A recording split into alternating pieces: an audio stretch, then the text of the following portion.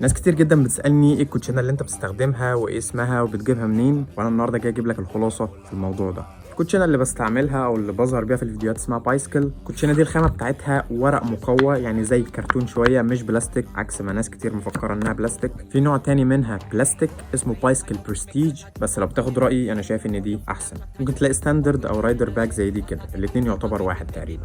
بجيب الكوتشينه منين؟ دي قدامك 3 اماكن. انا عن نفسي معظم الوقت بجيبها من بره مصر، بس بجيب كميات. تاني اوبشن انك تشتريه من موقع امازون، بس انا ما برجحش الفكره دي. ليه؟ لان انا قبل كده اشتريت من امازون بايسكل وما طلعتش اصليه، طلعت مضروبه. تالت حاجه، ودي حاجه ارشحها لك لو انت في مصر، انك تشتريها من هوبي كورنر. ده ويب سايت بيبيع كوتشينات وحاجات كتير جدا ليها علاقه بالورق اليوجو والحاجات دي. اسمه يوجو صح؟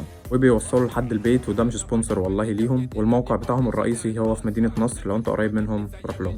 وبس، اتمنى يكون الفيديو فاتكم. متنسوش تعملوا لايك وفولو اكسبلور. لو انت على يوتيوب اعمل سبسكرايب، ولو انت على فيسبوك او